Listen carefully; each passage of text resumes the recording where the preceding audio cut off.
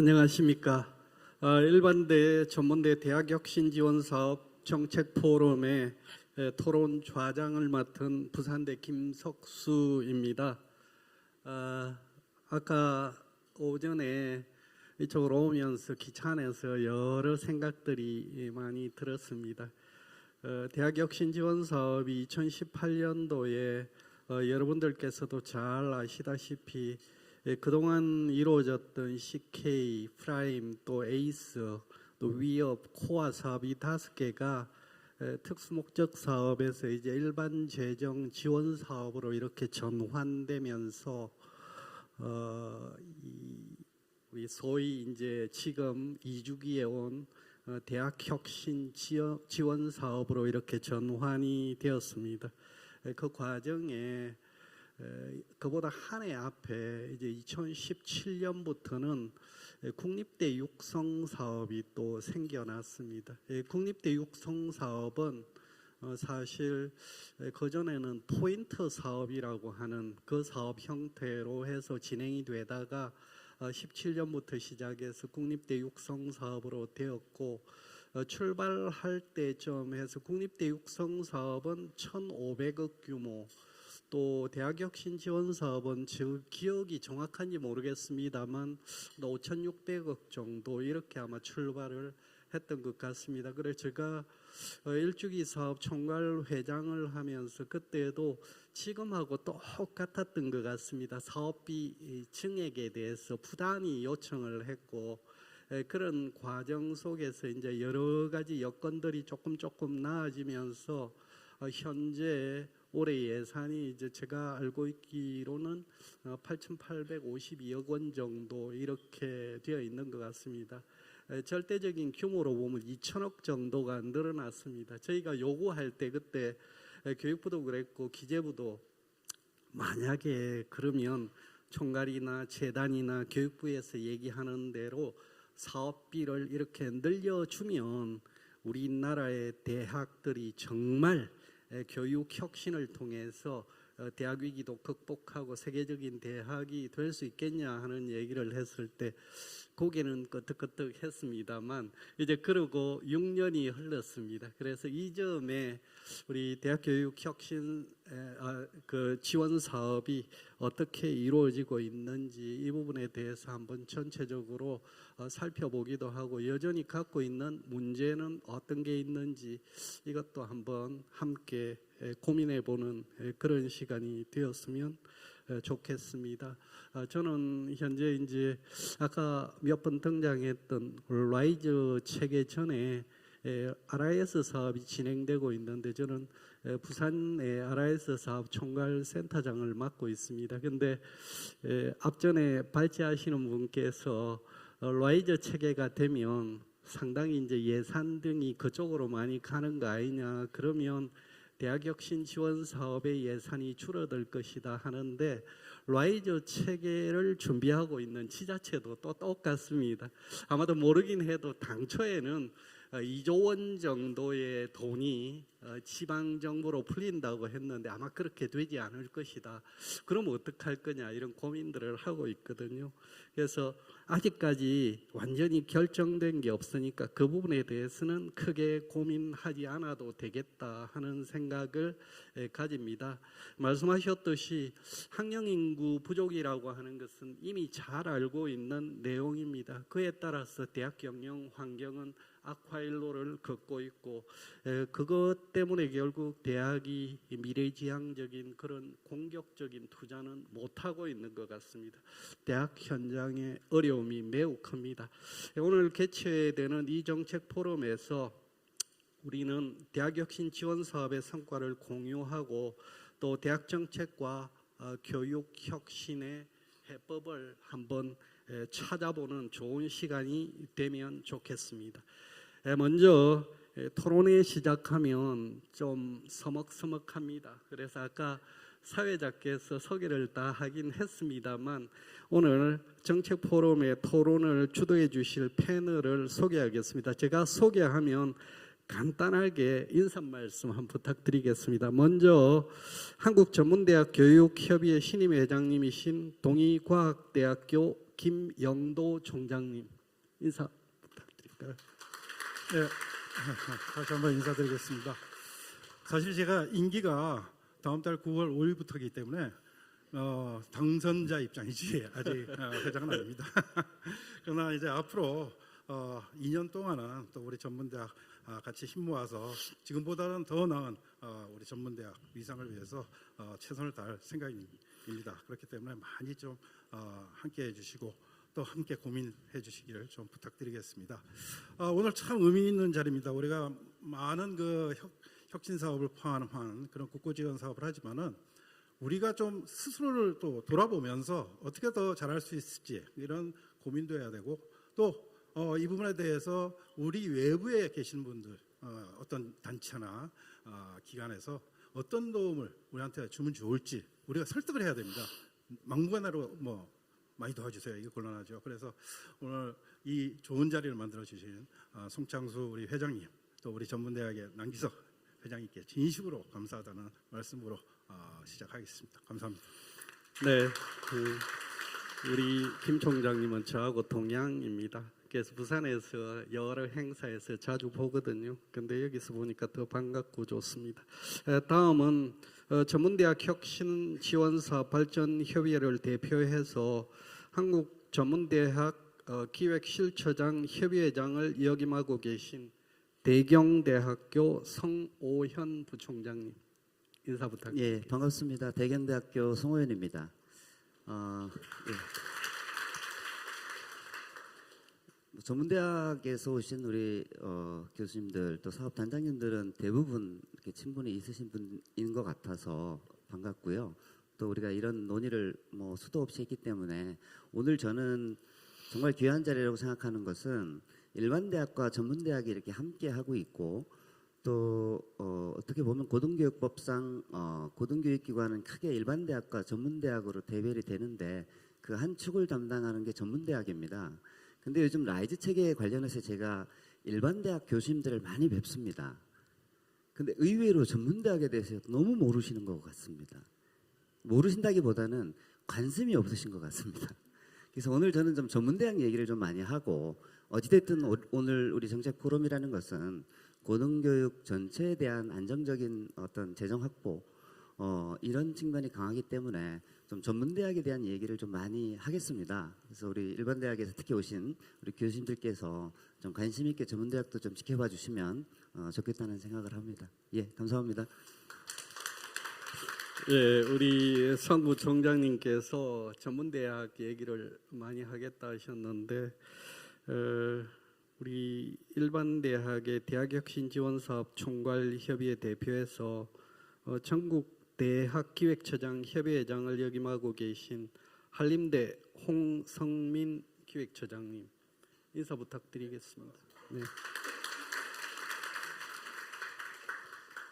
네, 안녕하세요. 이렇게 만나 뵙게 돼서 반갑습니다. 저는 그 기획처장 이름은 지금 현재 없어진 상태입니다. 저희가 작년에 글로컬 대학 사업이 되면서 조직 개편을 해서요.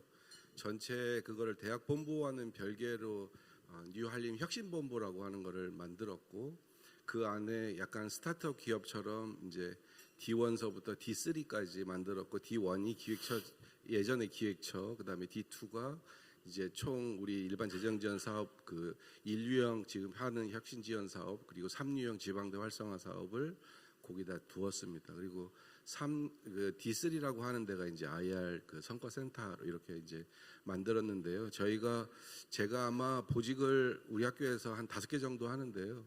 일반 학교에서 우리 학교에서 보직 2개 정도 하면 왜 이렇게 노냐 아무 일도 학교를 하지 않는구나 할 정도로 뭐 여러 가지를 이렇게 겹쳐서 하는데 그 중에 저는 보직 한 5개 정도를 지금 맡고 있기는 하지만 뭐 즐거운 마음으로 하고 있습니다. 우리가 오늘 하는 내용 자체가 사실 어떻게 보면 혁신이라고 하는 것을 통해서 대학의 체질이 변하고 또 이 예산을 통해서 실질적으로 경쟁력 있는 대학이 될 수 있을 것인가에 대한 고민을 일반 대학과 또 전문 대학이 같이 함께 머리를 같이 맞대고 논의하는 그런 아주 뜻깊은 자리가 된 것 같아서 기쁘게 생각합니다. 여러 가지 질문이 있긴 하지만 제가 뭐 운영하면서 느꼈던 점 이런 것들을 성심성의껏 답변하도록 하겠습니다. 감사합니다.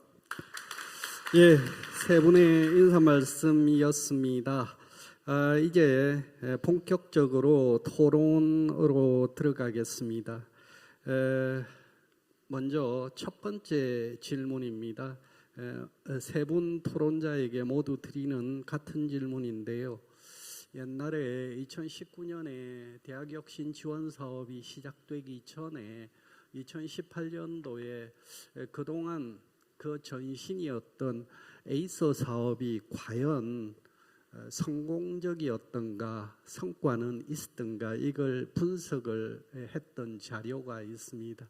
그래서 그때 보니까 그 에이서 사업을 수행했던 대학들은 수행 전과 마친 이후에 성과 지표가 하나 빼고 전체가 다 우상향했습니다. 그래서 에이서 사업 같은 교육 혁신 사업의 성과는 재정이 투입된 만큼 성과가 분명히 나온다 하는 것을 확인을 했습니다. 그런 점에서 이제 2025년 2월 2주기 대학혁신 지원 사업이 끝이 나게 됩니다. 이제 3주기를 준비 중이고 각종 연구가 진행이 되고 있습니다. 과연 2주기 대학혁신 지원 사업이 실제 우리 대학 현장에 어떤 긍정적인 영향을 미쳤는지 가감없이 세 분의 처장님, 총장님께서 한번 말씀 부탁드리겠습니다. 총장님부터 해주시겠습니까?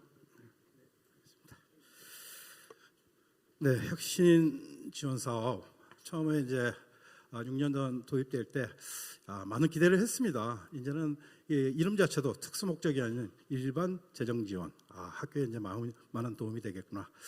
그래서 제가 말의 시작을 우리 고등교육의 약간 이 변천사로 시작을 해보겠습니다. 지금 우리 현재 겪고 있는 여러 가지 어려운 상황 대비해서요. 한국에 한 해 출생이 제일 많이 있었던 때가 1970년대입니다. 72년에 102만 명이 태어났습니다. 자, 이 70년생들이 대학 갈 때가 한 몇 년 되었겠습니까? 1990년대죠.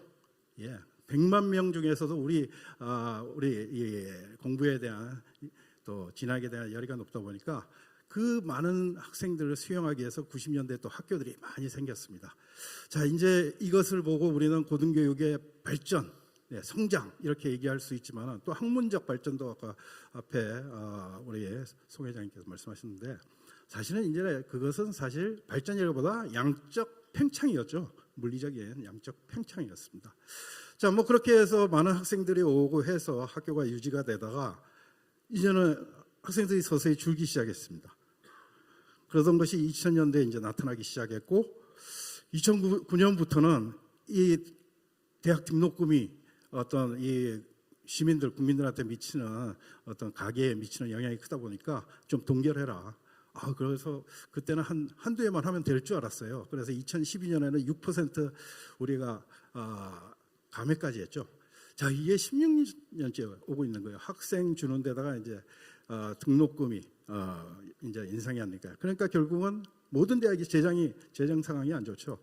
그런데 시대적으로 이게 보면은 우리가 정의승 우리 부총장님 설명해 주신 내용이 다 있습니다. 교수법, 학습법도 바꿔야 되고 PBL도 해야 되고 학생들이 체험형의 토론형의 그런 교육 또 방학 때는 비교과 프로그램도 운영을 해야 되고요.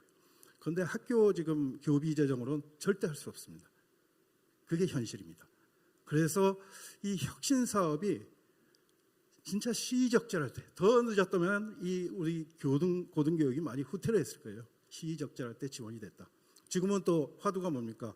한 3년 전부터 4차 산업혁명이라고 얘기를 하면서 디지털 전환 교육이라든지 AI, 지능형 IT 쪽으로 이렇게 넘어가고 있지 않습니까? 다행히 이런 지원이 굉장히 우리 사립대학 입장에서 아주 소중한 그러한 지원이 라고 할 수 있고, 단지 지금 배당되어 있는 그 금액의 수치의 가치가 아닙니다. 제가 느끼는 저희 대학에 지원받는 그 지원금은 그 가치의 100배 이상입니다. 그래서 이 일반 재정 지원 사업은 잘 유지도 돼야 되고 가급적 증액을 해서 더 학교가 실질적으로 발전하고 도약할 수 있도록 그렇게 우리 주위 또 교육부에서 많은 관심을 좀 가져주셨으면 좋겠다는 말씀을 드립니다. 예, 감사합니다. 우리 홍 처장님 어떻습니까? 네. 제가 이제 처장 된 지 이제 3년 됐습니다. 그래서 보통은 처장 2년 정도 하는데 이제 제가 이제 3년째 글로컬 대학 돼서 이제 3년째를 하고 있고 내년이 이제 4년째인데요. 대학 혁신을 하면서 이 사업을 이제 제가 기획처장과 동시에 같이 하면서 이제 살펴봤을 때 2주기 들어가면서 우리가 영역별로 있었습니다. 그래서 교육, 연구, 산학, 평생교육 이렇게 네 가지 꼭지 중에서 저희가 택한 거는 교육과 평생교육 이렇게 두 가지를 특성화로 삼았고 거기에서 예산을 이제 전부 투입을 하는 걸로 이렇게 했습니다. 그래서 저희는 링크 사업도 해서 링크는 산학협력은 링크로 그다음에 연구나 이쪽은 BK나 이런 걸로 이제 대체하고 예산상의 어떤 중복이나 이런 것들을 피하려고 이렇게 나누어서 저희는 온전히 교육에다가 투자를 하고 있습니다. 그래서 교육 같은 경우에도 뭐 융합 아까는 말씀하셨던 뭐 PBL 뭐 융합 뭐 자기 설계 유연학기제 뭐 이런 여러 가지 것들을 하고 있고 그것들을 통해서 어떤 성과가 나오고 있는데요. 그런 면에서 보면 굉장히 긍정적이죠. 다만 아까도 어떤 제가 연구재단 우리 선생님한테 말씀드렸나 사무관님한테 말씀드렸구나. 대학이라고 하는 게 지금 혁신이라고 하는 것을 받아서 뭐에 쓸 거냐에 대한 이제 생각을 하면서 제가 집행하는 기준은 프로그램을 이렇게 많이 만들어 가지고 프로그램이 교과가 됐든 뭐 비교과가 됐든 그런 과정을 돌리는 과정에서의 단순한 예산 투입이라는 것이 아니라 그 예산을 투입해 가지고 과연 우리 학교에 어떤 문화랄까 이런 것들을 과연 창출할 수 있을 것인가에 대한 가치를 저는 높게 봤어요. 또 하나는 지속 가능성에 대한 문제이긴 한데 이 지금 현재 돌려있는 프로그램을 통해서 진정으로 학생들을 위한 프로그램인가 또 어떤 사람들은 뭐 ROI라고 해가지고 투자 대비 어떤 뭐 리턴을 원하는 사람들이 있기는 하는데 저는 교육이라고 하는 거는 그러한 그러니까 ROI 개념으로 해서 내가 투자 대비 얼마만큼의 리턴을 얻느냐 많이 얻었으면 좋겠다 이런 어떤 단순한 재정적 어떤 그런 수치에 대한 문제가 아니고 교육이라고 하는 거는 결국은 어떤 학생들을 길러낼 거냐 그 좋은 학생들을 길러내는 과정에서 그 예산이 허투루 쓰지 않는가 저는 그 기준을 가지고 예산을 투입하는데 그런 면에서 보면 우리가 새로운 교육 수법 예를 들어 똑같은 캡스톤 디자인이랄지 PBL 혹시 그런 것들을 한다 하더라도 그것들이 그냥 교육부나 다른 데에서 그것들을 하라고 하니 강조하니 저희가 쫓아간다 이런 개념이 아니라 우리가 한 번도 시도해보지 않았던 것을 한번 그 예산으로 투여해보고 또 그거에 필요한 여러 가지 환경 개선을 하고 이런 것들을 저는 아까 말씀하신 것처럼 교비에서는 충당할 수 없으니 혁신이라고 하는 사업비로 거기에 투여를 하고 그거에 대한 성과가 지금 이제 조금씩 나오고 있다라고 하는 거죠. 그래서 그런 성과라고 하는 것들을 아까도 말씀드렸다시피 뭐 매년 평가를 하긴 하나 그럼에도 불구하고 2040년도에 학령익인 수가 반으로 줄어드는 그 시점에 지금 15년 지금 입사부터 준비할 수 있는 어떤 펀더멘탈을 지금 우리 학교가 만들고 있지 않나 그건 뭐 다른 대학도 마찬가지일 거라고 생각합니다. 그래서 그런 펀더멘탈을 공고히 하는 데 들어가는 예산으로 저희가 쓰는 걸 같고요. 그런 예산이 혁신이 없었으면 아마도 하지 못했지 않을까라는 생각인데 그런 혁신의 어떤 예산 투여가 학교의 입장에서는 굉장히 소중하고 그것을 통해서 학교에 여러 가지 긍정적인 영향을 끼친다 이렇게 생각합니다. 예, 이거 처음에 토론 시작할 때 몸풀기로 질문을 드렸는데 너무 길게 해가지고 뭐 다들 선수가 되놓으니까 하실 말씀이 많으신 것 같습니다. 우리 성 부총장님 말씀하시겠습니까? 아주 짧게 하겠습니다. 앞에서 말씀을 드렸는데요. 네.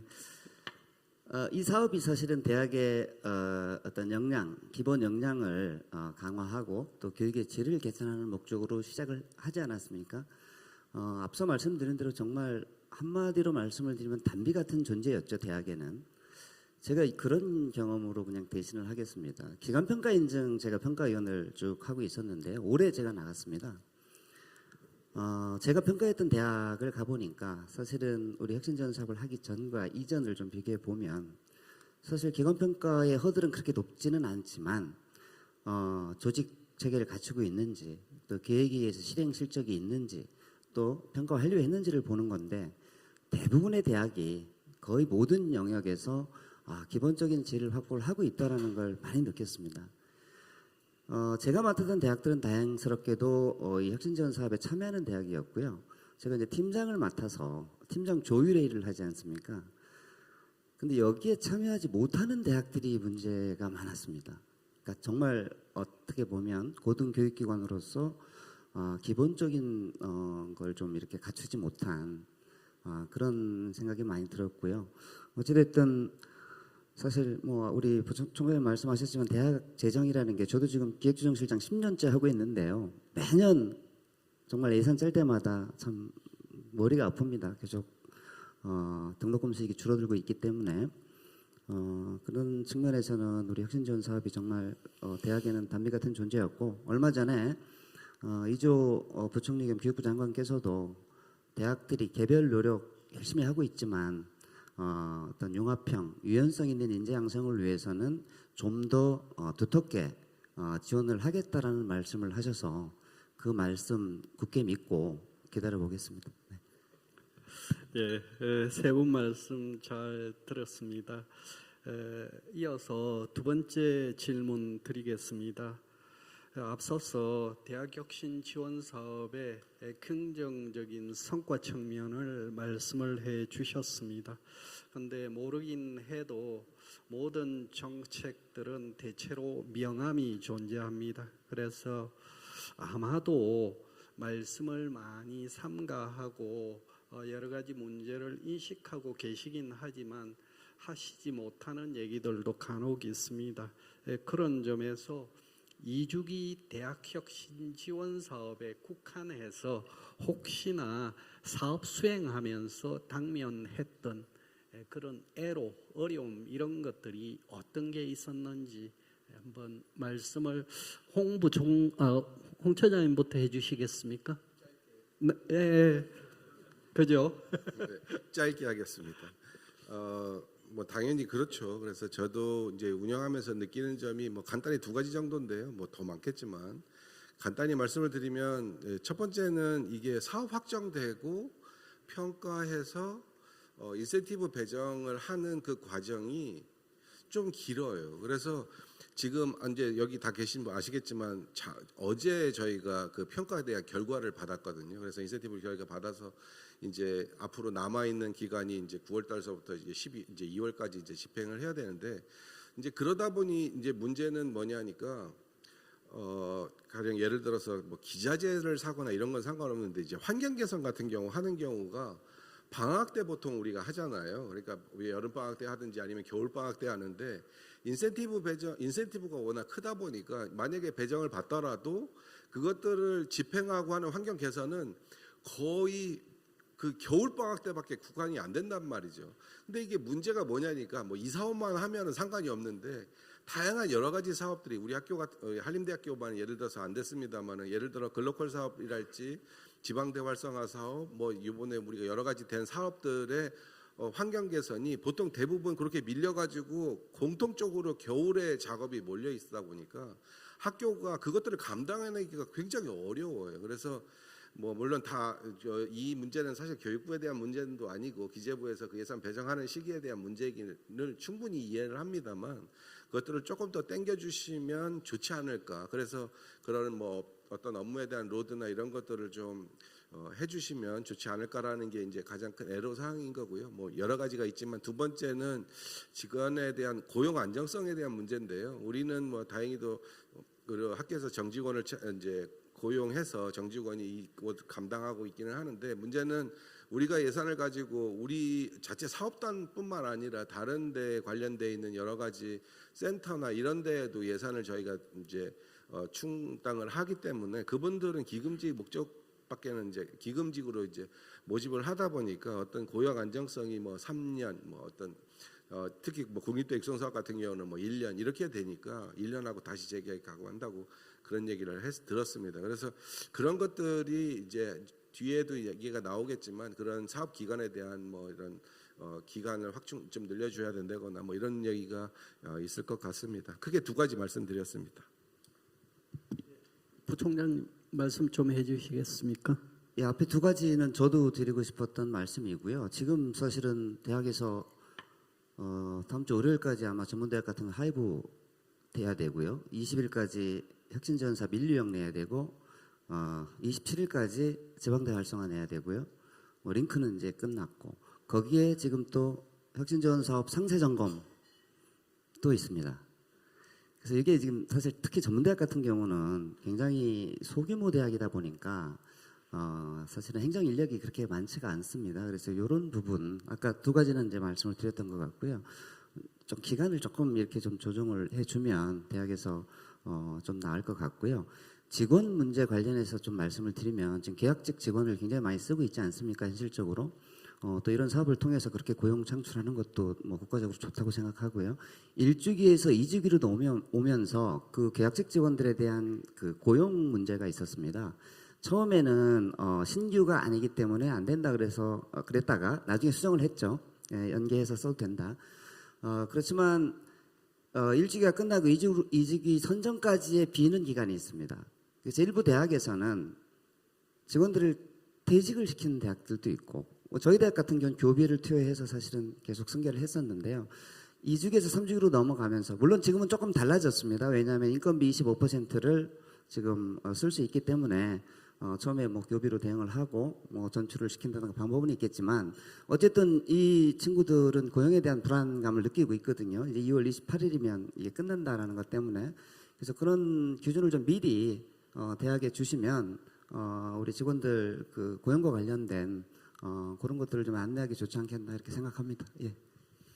우리 재단의 팀장님 와 계신데 아마 다른 사업들도 유사하죠, 그죠? 그래서 이 부분은 계속해서 반복되는 부분이긴 한데 또 재단이나 교육부도 이렇게 하시오 하기가 참 모호한 부분이 없잖아 있는 부분이기도 합니다. 하여튼 문제 인식은 해주시면 좋을 것 같고요. 총장님 혹시 말씀 부탁드리겠습니다. 짧게요. 네.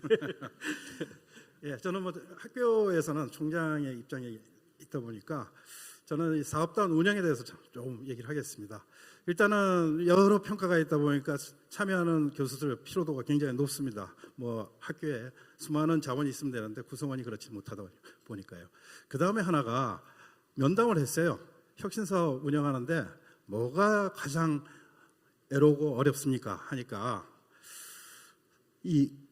솔직하게 얘기하더라고요. 이 인센티브 평가 작업은 하는데 그 실적 가지고 인센티브가 잘 나오면 다행인데 이 적으면은 타대학하고 상대적으로 적으면은 굉장히 마음이 어렵고 불안하다는 거죠.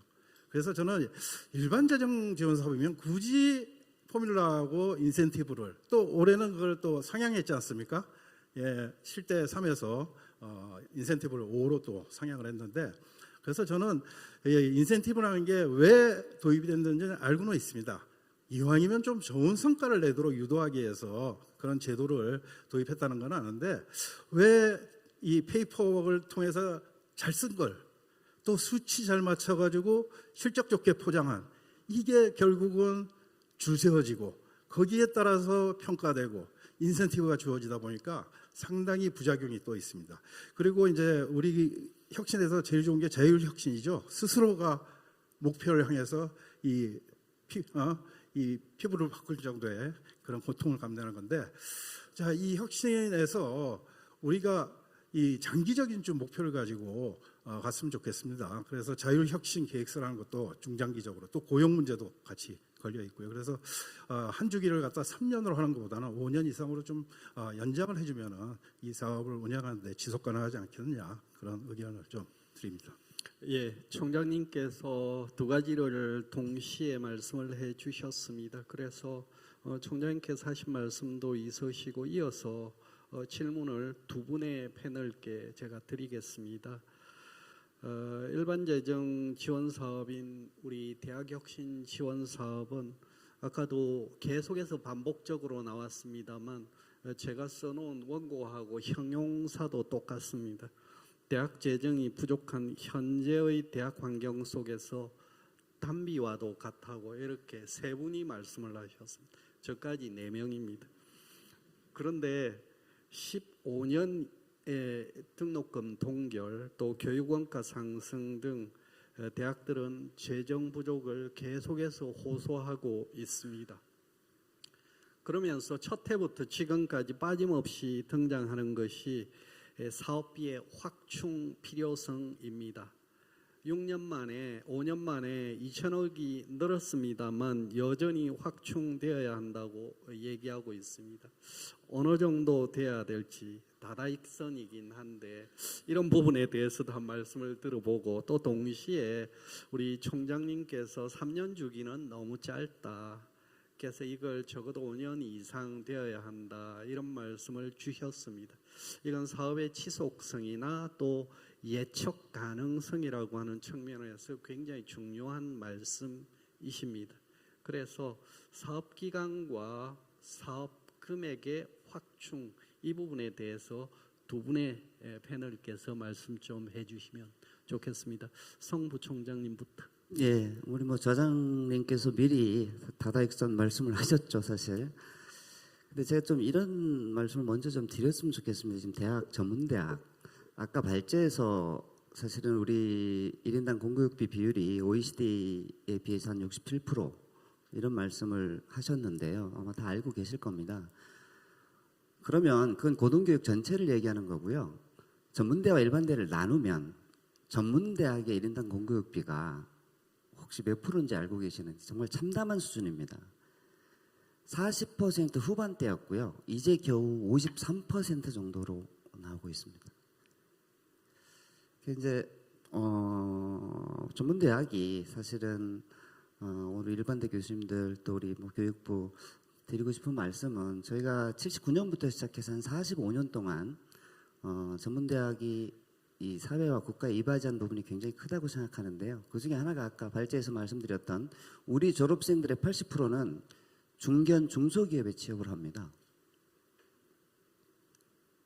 그리고 또 우리 전문대학에서는 어떤 대학의 특성상 규모가 좀 작다 보니까 의사결정이나 이런 것들이 굉장히 빠르기 때문에 어떤 산업 구조나 새로운 직업군에 대한 탐색을 통해서 즉각적으로 대응을 해서 이 국가사회에 필요한 그쪽 분야의 인재를 키우고 공급을 하고 있습니다. 뭐 대표적으로 뭐 뷰티라든가 뭐 조리, 대중예술 또 뭐 우리 저 공학계열 쪽에서도 생산 라인 다 전문대 학생들이고요.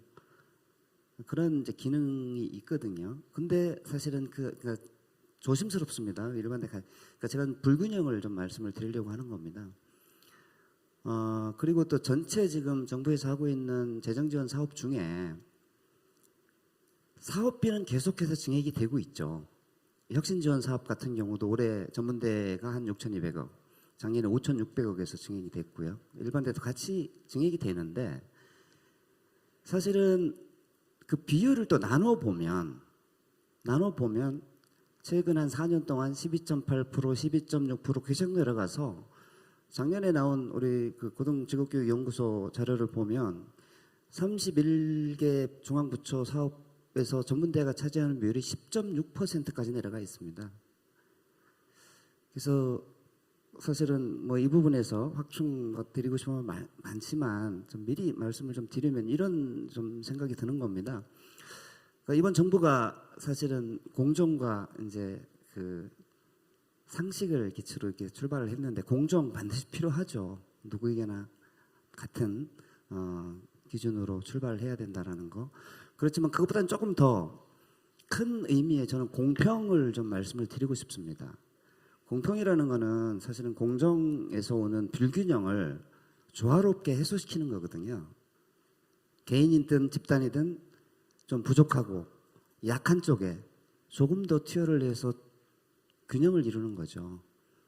그래서 오늘 여기 전문대 일반대 다 계시는데 정말 전문대학 교직원 선생님들 정말 허리띠 졸라매고 매일 재정 압박 속에서 이렇게 하고 있지만 좀 그런 측면에서 이거는 좀 정책적 배려도 좀 필요하고 그런 말씀을 꼭 드리고 싶습니다. 예.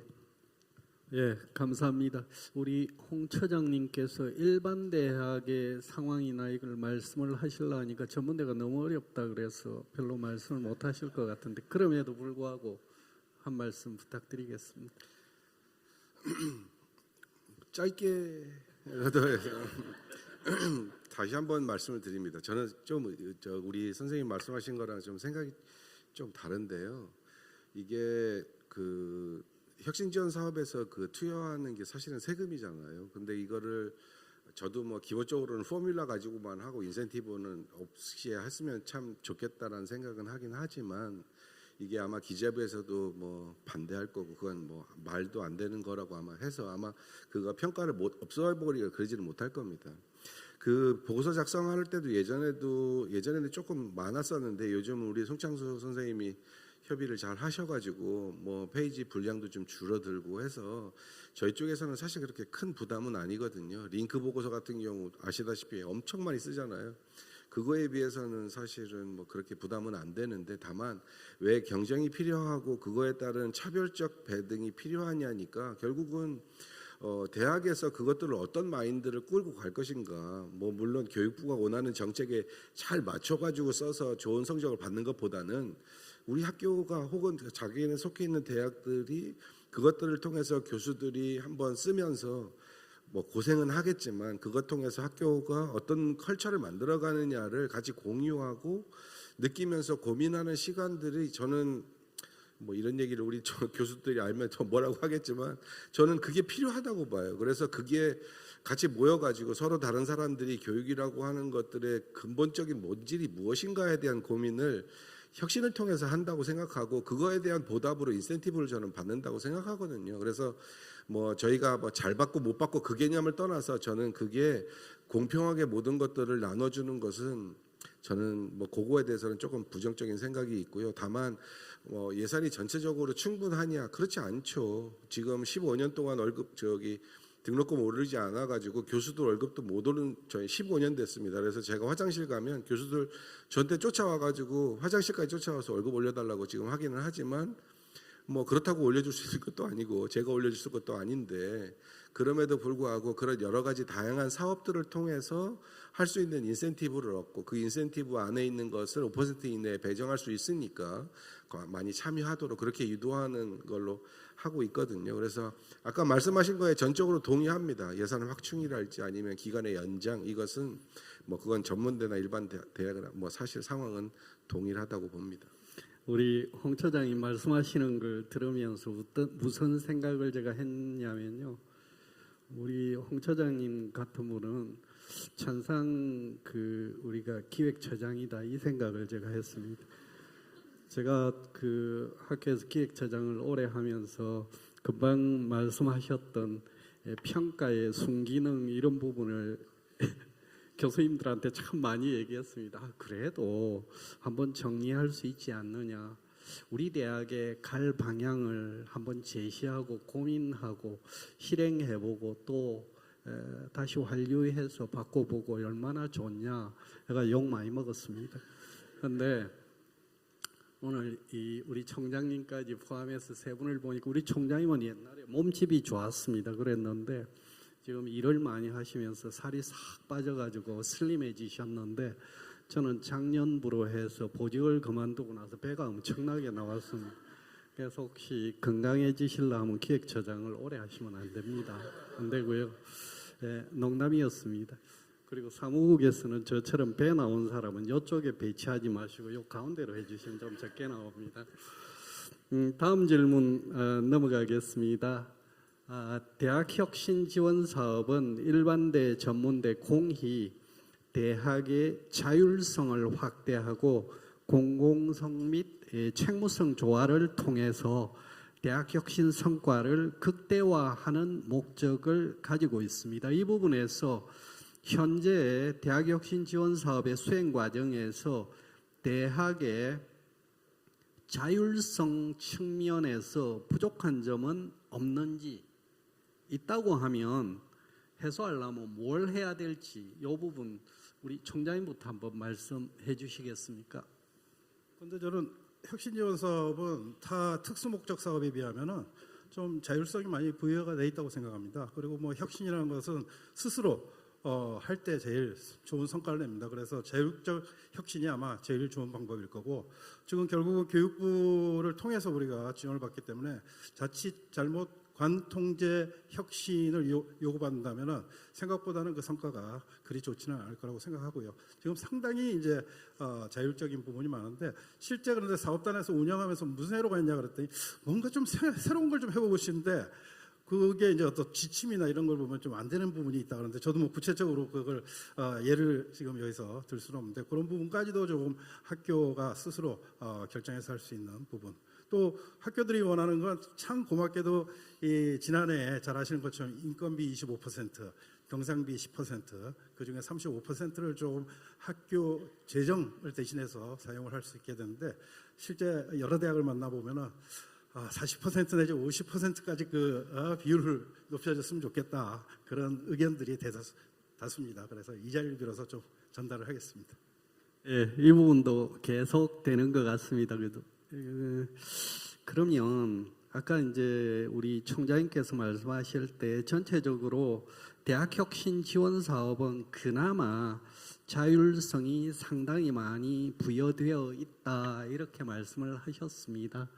그럼에도 불구하고 여전히 뭐 한두 가지 말씀을 하셨는데, 추가적으로 이런 부분은 좀 자율성 부여를 좀 더 많이 해야 되겠다 하는 특별한 게 있으면 말씀해 주시면 좋을 것 같습니다. 일주기 때 제가 총괄회장 하면서도 계속해서 재단 교육부하고 얘기했던 게, 이 포지티브 규제를 네거티브로 전환하자 해가지고 실제 그렇게 했습니다. 하고 나서 대학들한테 다 공지를 하고 난 뒤에 재단에서 연락이 옵니다. 대학들한테 분명히 네거티브라고 얘기를 했음에도 불구하고 재단에는 옛날보다 더 많은 전화가 옵니다. 이거 해도 됩니까? 이거 하면 됩니까? 옵니다.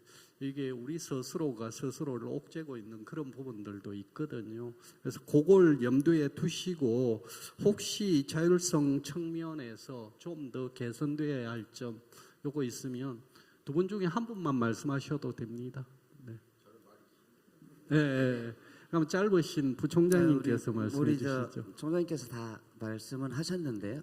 결국은 여기서도 또 이제 말씀을 드릴 게, 물론 진짜 교육부에서 정말 노력 많이 하시고 기재부 설득해서 경상비 지원 확대에 좋은데요. 이런 것 같습니다. 그러니까 혁신 사업만 말씀드리는 게 아니라 대학마다 지금 혁신 사업만 하고 있는 게 아니지 않습니까?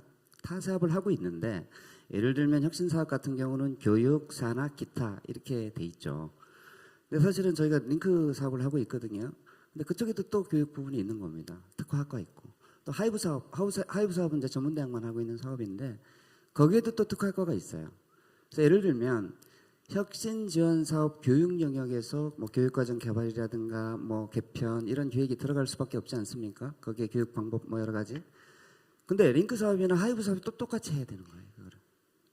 그러니까 작년에 하이브 사업을 통해서 교육과정 개편했어요. 뭐 산업체 의견 듣고 다 절차에 따라서. 근데 올해 만약에 또 어떤 사업이 선정이 돼요. 근데 그 학과가 또 특화학과에 들어가게 되면 또 해야 되는 거죠. 굉장히 중복적인 그런 좀 문제가 있어서, 그래도 조금 혁신 사업이 가장 어떻게 보면 좀 그 플렉시빌리티가 있으니까 이쪽에서는 좀 모르겠습니다. 저도 정확한 해법은 모르겠지만, 제가 직접 사업을 운영하는 입장에서는 이거는 상당히 낭비적인 요소다. 안 할 수도 없고요. 우리 또 평가를 받아야 되니까. 네, 그런 부분이 좀 있는 것 같습니다. 예. 저도 잠깐만 네네. 참 짧게 하겠습니다. 예. 그 아까 뭐 말씀하신 거랑 저 동의하고요. 지금 현재 25% 인건비랑 10% 그 경상비에 대한 문제를 50% 확대하는데, 직원들도 뭐 그렇게 해주면 좋겠다고 저한테 계속 얘기를 해서 저도 그 말씀은 동일하게 드립니다만, 저는 조금 다른 면에서 제가 자율성 측면을 제가 말씀을 드리면, 사실 다 어떤 그 대학의 기획처장이랑 제가 얘기를 했더니, 그 기획처장이 자기네가 보통 그 혁신 S 받아가지고 한 150억 정도를 1년에 받는다고 해요. 그래서 엄청 제가 부러워하면서 150억을 어떻게 쓰나라고 했는데 그런 비결이 뭐냐 이렇게 물어봤다니까 그 대부분 그 대답이 뭐냐면 자기는 정부 정책 특히 교육부에서 원하는 거와 철저하게 맞춰가지고 그 프로그램을 짠답니다. 그래서 예를 들어서 좀 이따가 말씀 나오겠지만 전공 자율 선택제나 뭐 이런 것들 있잖아요. 자유전공 이런 것들에 대해서 만약에 정부에서 지금 뭐 그거 가지고 지금은 안 됐습니다만 정성평가 한다고 했다가 뭐 지금은 안 합니다만 그런 거를 한다고 하면 철저하게 거기에 맞춰 가지고 모든 것들을 쫙 만드는 거죠. 그러니까 그거 사실은 그게 자율성인가? 대학이 진정으로 자율전공제라고 하는 것들을 바라보고 충분히 검토할 시간이 되어 있는가? 그렇지 않았는데 S를 막기 위해서 그런 거를 만든다고 하는 것은 제가 보면 그러면은 대학의 자율성의 측면이라는 거 하는 것은 의미가 없지 않나 이런 생각을 해보았습니다. 예, 감사합니다. 다음 6번째 질문입니다. 1주기 사업에 비해서 2주기에 접어들면서 인센티브 비율이 확대되었다 이 얘기를 많이 합니다. 인센티브 비율 확대와 평가 제도 이런 부분에 대해서 패널들은 어떤 생각을 가지고 계시는지 여쭙도록 하겠습니다. 네, 우리 부총장. 네. 이거는 대학마다 아마 입장의 차이가 있을 거라고 생각합니다. 이번에 2주기에서 갑자기 이제 포뮬러 70 인센티브 30에서 50대 50으로 바뀌었지 않습니까? 그때 걱정이 많았죠. 야, 이거 너무 이거 경쟁 아까 말씀 이런. 근데 또 막상 받고 나니까 더 받는단 말이죠. 그런 대학들은 또 이렇게 갔으면 좋겠다라는 아마 생각은 할 건데 제 개인적으로는 저희는 많이 받았습니다. 솔직히 말씀드리면. 근데 이게 사실은 50대 50은 좀 너무 과하지 않냐라는 생각이 조금 듭니다. 물론 교육부에서도 평가 보고서 분량을 좀 줄여주고 뭐 많은 노력은 하지만 사실 대학이 특히 전문대학이 정말 소규모거든요. 지금 한 38만 명 정도 되고요. 대학으로 나누면 학교당 한 2,800명, 물론 8,000명 이상 되는 대학도 있습니다만 뭐 신입생 모집 한 1,200명 합니다. 지방 평균으로 하면 수도권 빼면 한 800명밖에 모집을 안 합니다. 전문대학에서. 그런데 사실은 이 어떤 평가를 잘 받기 위해서 노력을 해야 되고 또 겹치고 한 가지 사업이 아니고 이러다 보니까 사실 굉장한 사실 압박이 있는 게 맞습니다. 그래서 인센티브 비율과 관련해서는 조금 그런 생각도 들고요. 또 학생의 입장에서 생각해 본다면 학생 그 평가하고 학생은 아무 관계가 없거든요. 교수님들이 열심히 쓰느냐에 따라서 학생의 그 대학에 소속된 학생과 관계없이 어떻게 보면 그 더 많은 수혜를 받을 수 있는 기회를 놓치는 게 되거든요. 만약에 대학이 평가를 못 받게 된다면. 그래서 요거는 조금 저 개인적인 생각은 50대 50은 좀 과하다. 그렇지만 또 평가는 해야 되니까 그 비율에 대해서는 한 번 더 고민할 필요가 있다. 이렇게 말씀드리겠습니다. 네, 우리 그 전문대 회장님 또 일반대 회장님께서 이 부분 유념하셔서 재단과 교육부 또 필요하면 재정당국인 기재부도 함께 찾아가서 대학들의 애로에 대해서 많이 말씀을 해주시면 좋을 것 같습니다. 비슷하시죠? 나머지 분들도. 네.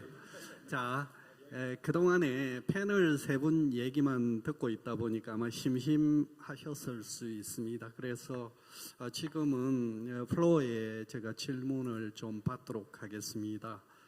플로어에 계시는 우리 교수님, 처장님들께서는 대학혁신 지원사업 수행 과정에서 정책적으로나 실무적으로 개선이 필요한 사항 그리고 좀 이런 거 했으면 좋겠다 하는 필요 이런 것들이 있으면 한번 과감하게 말씀해 주십시오. 이름은 안 밝혀도 됩니다. 마이크 좀 준비해 주시고요. 이왕이면 전문대 한 분, 일반대 한 분 이렇게 해주시면 좋겠는데요. 손 들어 주시죠. 별 문제 없으신가요? 네. 그 재단에서는 안심해도 될 것 같습니다. 오늘 그 대학혁신지원사업 평가 결과 나왔죠. 거기에 대한 불만도 없으신 모양이다, 그죠? 감사합니다. 그러면 이어서 질문 또 드리겠습니다. 아까 우리 성부총장님께서 말씀을 하셨는데요. 정부는 미래의 사회 변화에 대응해서 대학 기본 역량 강화 및 전략적 특성화를 지원하고 대학의 자율 혁신을 통해서 국가 혁신 성장을 주도할 미래형 창의인재 양성 체제 구축을 지원하는 것을 대학혁신 지원 사업의 가장 큰 목표로 삼고 있습니다.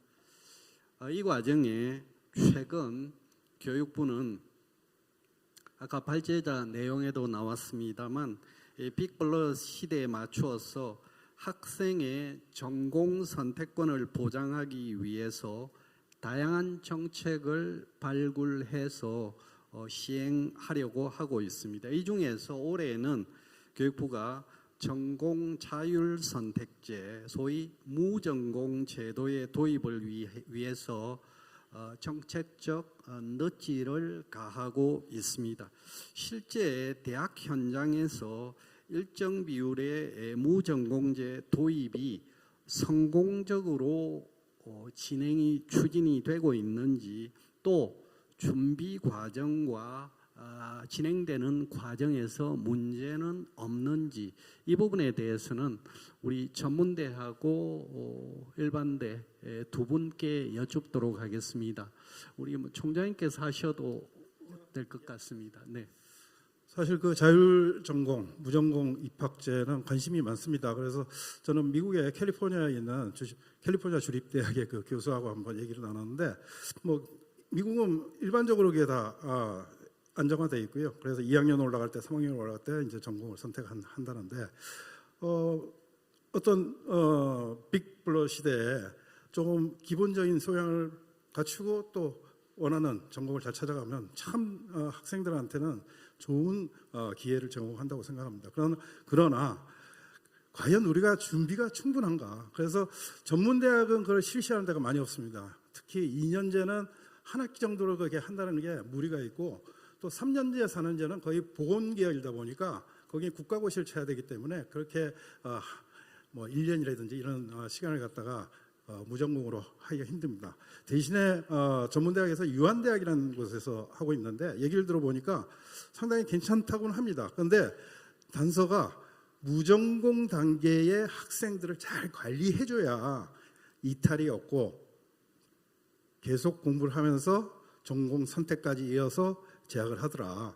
그래서 전문대학도 한 번은 고려는 해볼 만한데 여러 학제 때문에 좀 어려운 점이 있고, 한다면은 충분한 준비가 필요하다. 저는 그렇게 생각을 합니다. 그 한림대학교는 뭐 전체적인 학교를 대표할 수는 없긴 하지만 이제 제가 속해 있다 보니 2017년서부터 복수전공 필수화도 하고 전과제도도 이제 자유롭게 해가지고 사실은 어떻게 보면 뭐 그게 뭐 자유전공이나 사실 동일합니다.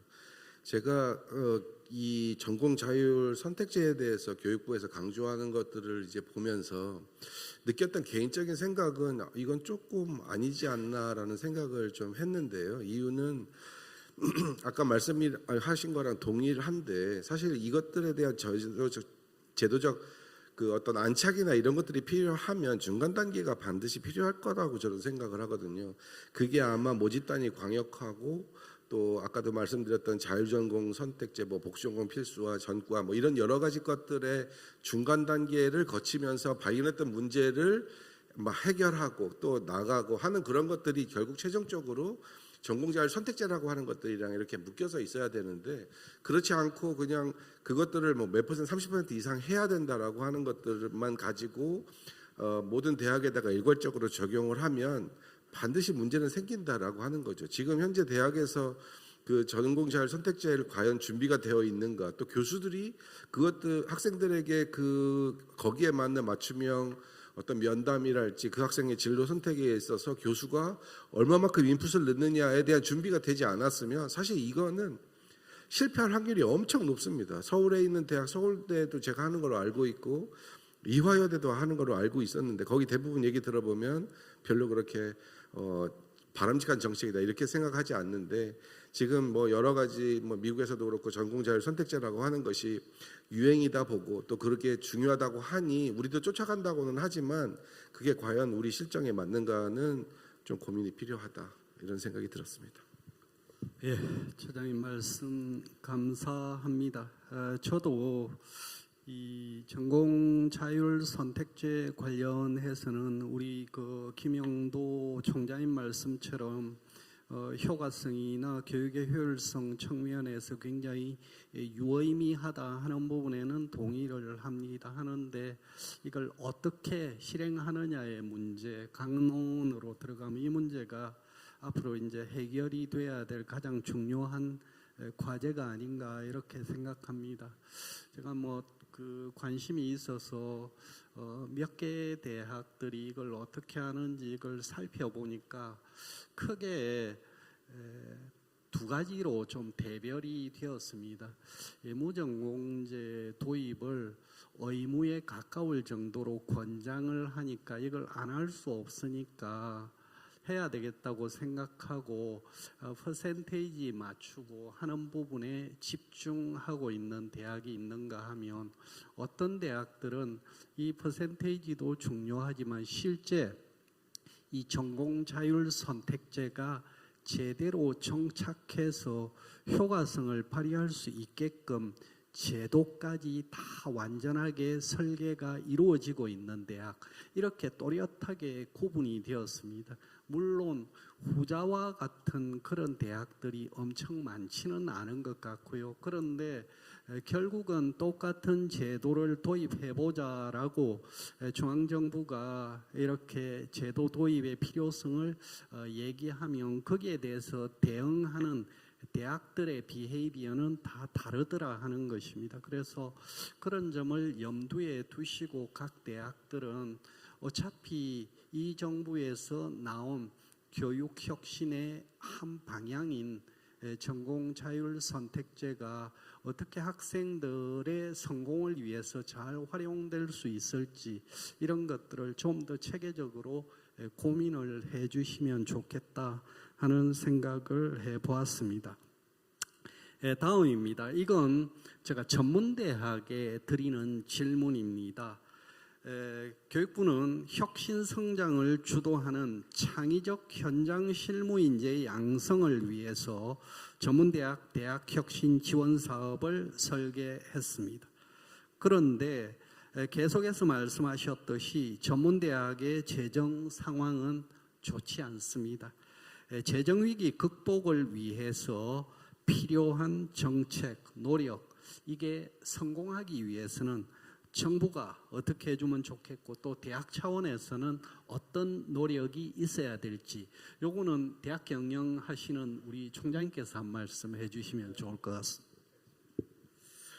지금 이제 여러 각 지역에 분석되고 있는 게 지역 소멸 위험 지수라는 게 발표가 됐습니다. 제가 있는 저희 대학이 있는 부산이 아주 높게 나타나서 가장 위험한 지역으로 지금 예측이 되고 있습니다. 그러다 보니까 이제 전문대학의 역할이라는 게 단순히 학령기 학생들을 받아서 교육시켜가지고 취업할 수 있는 이런 교육 위주에서 좀 벗어나야 됩니다. 또 역할이 그 중에서 하나가 지금 부산 같은 경우도 중소기업이 기반 산업의 대부분을 차지하고 있는데 신규 인력을 못 구하고 있습니다. 그 대부분은 현장 인력입니다. 또 우리 전문대학 학생들이 가는 현장 전문 그 분야 부분입니다. 그러다 보니까 그 해결 방법은 지금 유학생을 데려와야 됩니다. 그러다 보니까 유학생은 과거에는 어땠습니까? 공부하고 돌아간다는 개념이었는데 이제는 지난해 8월 9월에 정부의 정책이 바뀌었죠. 이제는 와서 공부를 하되 돌아가지 않고 취업하고 정주하는. 그래서 저희도 지금 정주형 유학, 그 다음에 정주형 유학을 위한 교육과정으로 완전히 바꿔버렸습니다.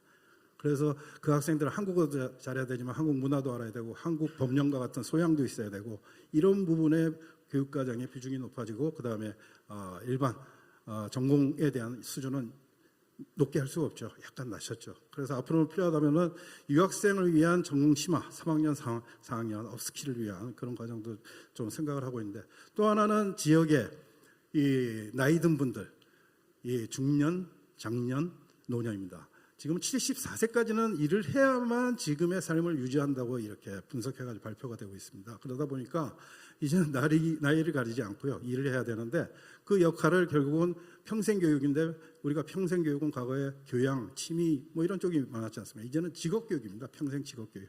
그래서 이 전문대학에 지금까지 한 50여 년 해왔던 직업교육의 노하우를 그쪽으로 다양하게 펼쳐야 되는데 저는 그렇다고 본다면은 지역 산업에 필요한 인력을 실질적으로 양성을 하기 때문에 유학생에 대한 정주영 유학에 대해서는 이미 고용 문제가 있기 때문에 고용 쪽이나 아니면은 중소벤처기업부의 예산이 좀 재배분이 돼야 된다. 그 학생들에 대해서. 그 다음에 또 하나는 이 나이 많은 분들의 뭐 아까 리스킬, 업스킬, 재취업, 창업 이런 쪽의 교육이라는 거는 일종의 저는 우리 복지라고 생각합니다. 그래서 교육복지로 여긴다면은 보건복지부의 복지 예산도 다시 좀 재분배를 해서 그래서 이제 예산이 교육부를 통해서 오는 그 예산뿐만 아니라 기타 관련 정부기관의 예산도 좀 새롭게 혁신적으로 좀 검토해서 분배할 수 있는 그런 체계로 좀 전문대학에 접근해 줬으면 좋겠다 이렇게 의견을 드립니다. 총장님 말씀 감사합니다. 이제 시간이 다 되어갑니다. 제가 시간은 칼같이 잘 지킵니다. 오늘 70분인데요. 10분 정도 남았습니다. 세 분의 패널께 공통의 질문 드리겠습니다. 마무리 질문입니다. 대학이 처한 이처럼 어려운 환경을 극복하고 또 나아가서 국가와 지역의 혁신을 선도하는 핵심 기관으로서의 우리 대학이 되기 위해서 지금 이 시점에 가장 필요한 것은 무엇이고 또 세 분의 패널께서 계시는 대학은 이것을 위해서 어떠한 준비를 하고 계신지 하는 질문과 함께 마지막으로 사회자가 아둔해서 질문 못한 내용이 있을 겁니다. 그 부분에 대해서 한번 강력하게 주장할 게 있으면 해 주셔도 좋을 것 같습니다. 우리 성호연 부총장님부터 시작하겠습니다. 예, 마지막 발언이라서 아까 발제에서도 일부 나왔던 내용인데요. 우리나라의 이 대학의 설립 구조가 대단히 기형적이죠. 85%가 사립대학이고 아마 일반 대학이 81% 정도 되고요. 전문대학은 무려 94%가 사립대학입니다. 사실은 국가에서 해야 될 것들을 우리가 사립대학에서 그 역할을 해왔던 거고 사실은 국가가 고등교육을 사립대학에 의지해왔던 거죠.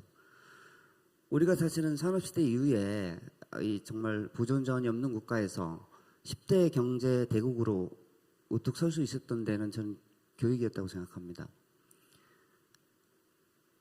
그런 차원에서 사실 지금 대학이 굉장히 위기에 처해 있지 않습니까? 특히 전문대학은 굉장히 이 교육이라는 게 사실 계층 이동 사대의 역할을 하는 거지 않습니까? 우리 부모가 좀 못 살고 하더라도 교육을 통해서 계층 이동을 하고 있고요. 연세대학교 서양학과 교수님 연전의 논문에 대학생의 계층 이동 사다리 성적표라는 논문 제가 아주 관심 있게 봤는데요. 우리 전문대 학생들이 하위 40%의 학생들이 우리 대학을 졸업하고 10년 후에 상위 40%로 진입하는 비율이 일반대 졸업한 학생들보다 결코 낮지 않다라는 거였습니다. 제가 말씀드리고자 하는 것은 국가에서 여지껏 사실은 이 고등교육을 이 사립대학에 이렇게 맡겨왔고 저희는 허리띠를 졸라매고 많은 전문대학들이 급여가 동결되고 이러면서도 해왔습니다. 저는 기업에 있다가 학교로 온 사람인데요. 기업에서는 고객 만족, 직원 만족, 경영진 만족이 아주 선순환으로 돌아가야 되는 거죠. 대학도 마찬가지라고 생각합니다. 학생들 만족해야 되고 교직원 만족해야 되고 또 대학은 뭐 경영진이라고는 오너라고는 할 수 없으니까 뭐 산업체라든가 유관기관 만족하는 이렇게 가야 되는데 지금 사실 재정 지원에 있어서 굉장히 지금 어려운 건 학생들한테는 뭐 국가장학이다 뭐다 해서 엄청나게 많이 가고 있는 것 같아요. 근데 사실은 정작 대학의 몸통인 대학은 그러니까 팔다리만 비대해지면서 결국 몸통은 계속 상하고 있는 그러니까 건강한 대학이 되지 못하는 현실이라고 생각을 합니다. 그래서 국가적 차원에서 이제 이 사립 대학에 그런 어떤 부채 의식을 저는 갚을 때가 됐다 생각합니다. 제 말씀이 좀 강한지는 모르겠지만 여지까지 우리가 그렇게 기여를 했으니까 그리고 70%가 지금 대학을 가고 있지 않습니까? 이렇다면 이번 윤석열 정부에서 81번부터 85번 국정과제 중에 교육 부분이 있는데요.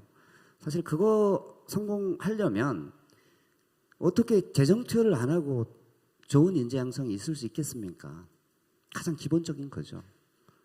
네, 그래서 정말 이거는 뭐 한정된 자원을 사실 배분하는 문제에 있어서 이건 정책적 배려가 엄청 중요하다.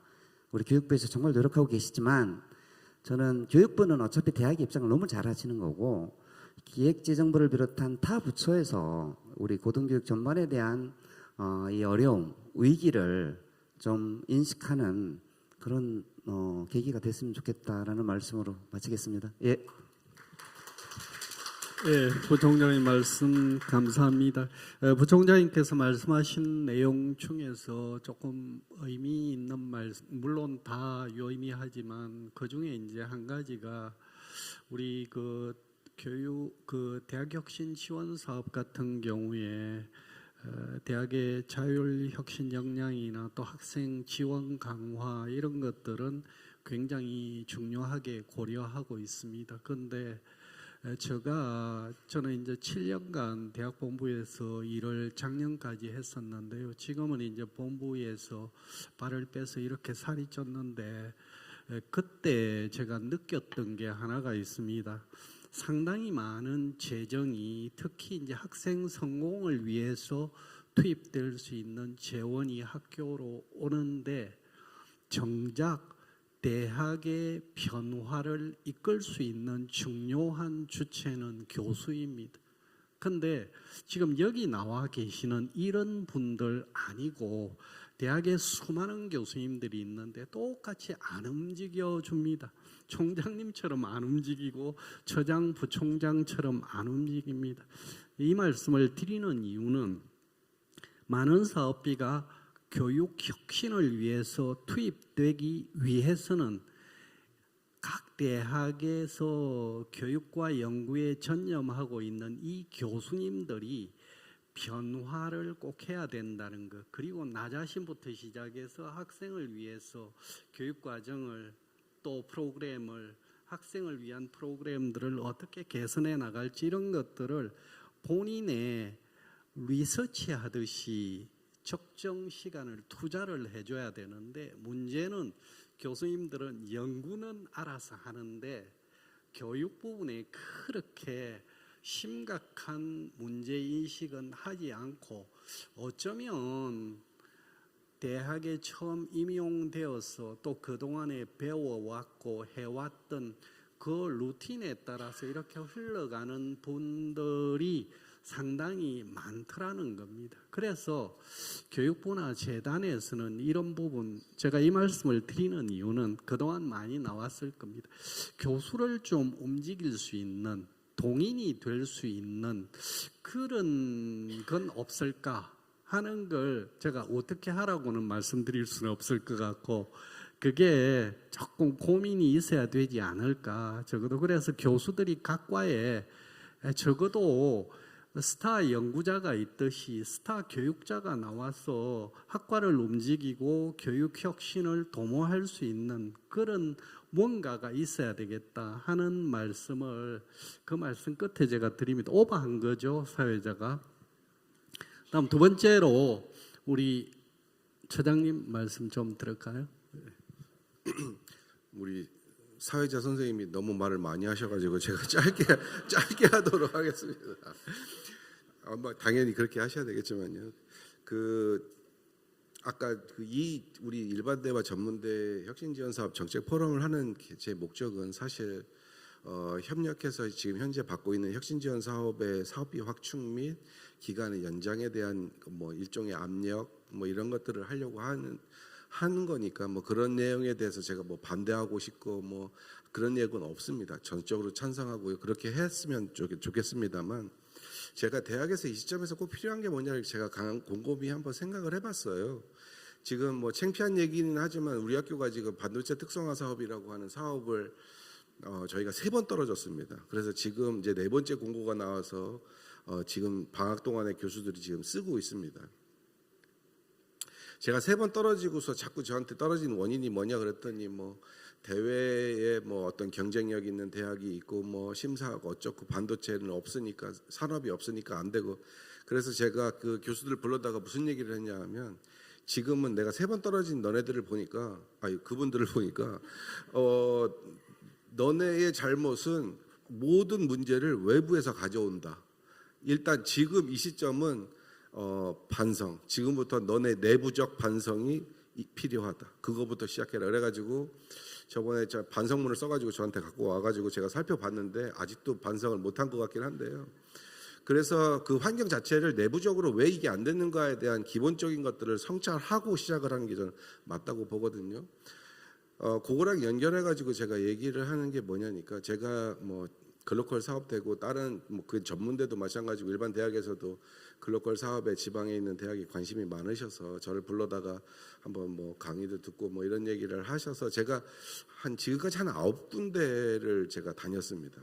뭐 여기 혹시 계신 분 중에 제가 간 학교도 있을지는 모르겠는데 가면서 제가 맨 마지막에 하는 얘기가 딱 하나 있거든요. 그 얘기는 뭐냐니까 제 그 팀장 중에 한 분이 저랑 이제 술을 먹으면서 맨 마지막에 3년 전에 이제 기획처장 될 때 기획처장이 돼서 하고 싶은 게 뭐예요?라고 물어보더라고요. 기획처장을 왜 되셨는지에 대한 얘기는 안 물어보고 기획처장 돼서 하고 싶은 게 뭐예요?라고 질문을 해서 제가 2가지를 얘기했는데요. 하나는 제가 그 우리 학교 학생들의 입학 성적에 관계없이 졸업할 때는 내가 1등급인 학생을 그게 어떤 분야이건 간에 1등급인 학생을 만들고 싶다.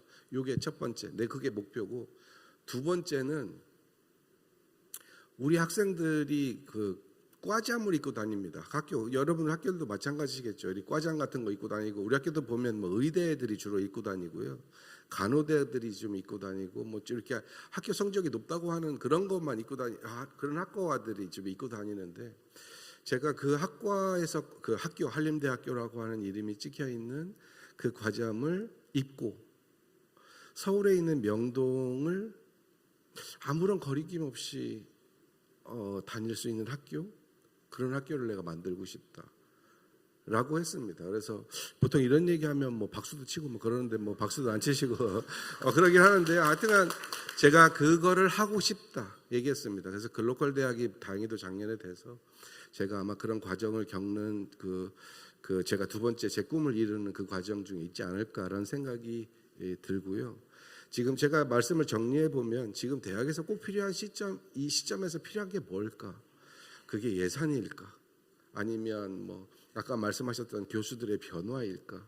그런 여러 가지 것들이 같이 있어야 되지 않나라고 하는 생각이죠. 그래서 그런 프로그램을 돌리는 게 프로그램의 가지수가 많고 뭐 예산 투여가 중요한 게 아니라 그 프로그램을 통해서 학생들의 성장을 도모하고 그 조직의 문화의 컬처가 바뀌는 것이 저는 급선무다 이렇게 생각을 합니다. 네.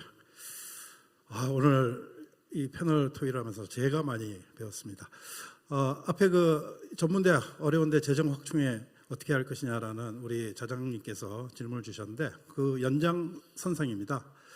최근에 뭐 저희가 있는 부산, 저는 뭐 평생 떠나지 않고 부산에 뼈를 묻을 겁니다. 자, 그렇기 때문에 이 고향이기도 한 부산에 대한 걱정을 많이 하는데 지금까지는 사실 학교를 운영하는데 그냥 학교 관점이 그래서 잘 교육시키자, 잘 취업시키자, 꼭 부산일 필요 없지 않냐. 그래서 그런 지역에 대한 관심을 안 가졌어요. 그런데 지난해부터 지역과 동반 성장할 수 있는 지역대학이 돼야 된다. 저는 그러한 생각으로 관점을 바꿨습니다. 그래서 미국의 커뮤니티 컬리지처럼 바이든 정권이 들어서면서 커뮤니티 컬리지는 완전 무료 교육으로 바꿨습니다. 예, 연방에서 지원을 해가지고 그래가지고 뭐 나이 많은 사람들도 거기서 언제든지 교육을 받는 그런 지역 중심의 대학이 됐는데 저는 전문대학이 그렇게 돼야 될 거라고 생각하고 그것 때문에 지역 문제 때문에 나온 게 라이즈 사업입니다. 지산학 기반의 라이즈 사업. 그래서 물론 이제 중앙정부 지원하고 지역 평가를 통한 지역 지원 사업이 분리가 되는데 저는 이게 같이 좀 연결돼서 가야 된다. 그래서 일반 재정과 라이즈를 굳이 구분할 게 아니라 좀 연계성을 가지고 가면 좋겠고 라이즈에서도 저는 좀 추구하는 게 지역대학 연합을 좀 해보고 싶은 생각이 있습니다. 이미 부산에 있는 대학들은 좀 공감을 하고 있어요. 그래서 더 큰 좀 전문대학의 역할과 또 힘을 발휘해보자. 그래서 아마 이러한 재정 지원 사업이 이제는 지역의 어떤 재생, 활력을 찾는 좋은 어떤 기회로 또 작용이 될 수 있기 때문에 더 많은 재정 지원 부탁드리고 또 정부에 또 교육부에 더 많은 관심 또 부탁드리겠습니다. 오늘 너무 많이 배우고 유익한 시간 가져서 제가 감사드리는 말씀으로 매짐하겠습니다. 우리 김영도 총장님 말씀까지 잘 들었습니다. 마지막에 이제 말씀해 주신 것 중에서 라이저 체계하고 이 대학혁신 지원 사업하고 연계 부분 말씀을 잠시 하셨는데 아마 그 고려하고 계신 게 뭔가 계신 것 같은데 이 부분은 굉장히 또 주의가 필요한 부분이기도 한 것 같습니다. 그래서 라이저 체계 그 자체에 뭐 이미 어느 사업까지 하는 뭐 RIS, 링크, 하이버 라이프, 지방대 활성화 사업 정도까지가 거기에 들어가 있고 나머지 이제 일반 재정 지원이라고 하는 것은 대학별로 해서 교육 혁신을 위해서 되어 있는 거다 보니까 이게 이제 섞이기가 조금 어려운 부분은 있는데 말씀하셨듯이 전문대학의 특수성, 특히 이제 라이저 체계에서는 지역 정주라고 하는 걸 굉장히 중요하게 생각하고 지역 혁신을 중요하게 고려하니까 이 대학교육 혁신이라고 하는 부분도 그거하고 링크가 되지 않을 수가 없다 하는 말씀에서 이해를 해주시면 좋겠다 하는 좋은 말씀이셨던 것 같습니다. 이제 정리를 해야 될 것 같습니다. 오늘 토론자들께서 좋은 말씀을 많이 해주셨는데요.